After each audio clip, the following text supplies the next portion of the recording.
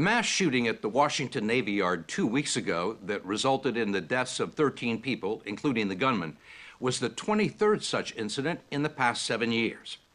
It's becoming harder and harder to ignore the fact that the majority of the people pulling the triggers have turned out to be severely mentally ill, not in control of their faculties, and not receiving treatment. In the words of one of the country's top psychiatrists, these were preventable tragedies, symptoms of a failed mental health system that's prohibited from intervening until a judge determines that someone presents an imminent danger to themselves or others. Our jails and prisons are our main place now where you find mentally ill people.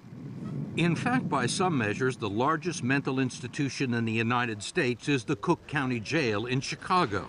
It houses the largest number of mentally ill people in the country.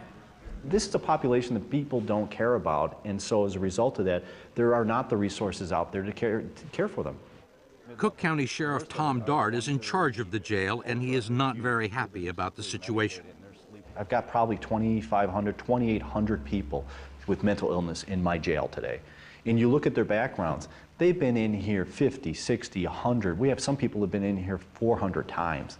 What kind of offenses? Oh my God, retail theft is a norm, and usually it's because they're stealing something either to feed themselves, or frankly they're stealing something because they just wanted it that second. Loads of cases of criminal trespass to land. What's that? They're breaking in someplace to sleep. You're saying the prisons and the jails are the new asylums? They're absolutely. There is no person that could argue otherwise that the jails and prisons are the new insane asylums. That's what we are. Sheriff Dart has told guards and employees to videotape incidents so that he can show people what actually goes on here. The videos we've shown people are to show them what happens when we take people who are mentally ill and we cram them into the criminal justice system where they're not supposed to be. And the irony is so deep that you have a society that finds it wrong to have people warehoused in state mental institution, but those very same people were okay if we warehouse them in a jail. You've got to be kidding me. Were you ever diagnosed with depression or bipolar disorder? Yeah, a long time ago. Every day, Ellie Montgomery, one of 5 social workers here, goes over the list of new inmates with mental illness. We have 1, 2, 3, 4, 5, 6, 7, 8, 9, 10, 11, 12, 13, 14, 15 with a severe mental illness. Just this morning? Yeah, just this morning. Severely mentally ill, not like a little bit of depression.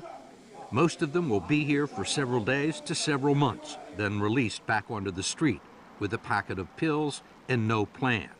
Sheriff Dart says it's become a huge public safety issue. It's been an epidemic of mass shootings, a lot of them by people with serious mental health problems. Do you think there's a connection? Yes, I do think there are connections here because people, some are getting treated, other ones aren't getting treated. People are falling through the cracks all the time. And so to think that that won't then boil up at some point and end up in a tragedy, that's just naive. That's just naive. We have a grand experiment, what happens when you don't treat people. But then you're going to have to accept 10% of homicides being killed by untreated mentally ill people. You're going to have to accept Tucson and Aurora. You're going to have to accept Cho at Virginia Tech. These are the consequences when we allow people who need to be treated to go untreated. And if you're willing to do that, then that's fine, but I'm not willing to do that.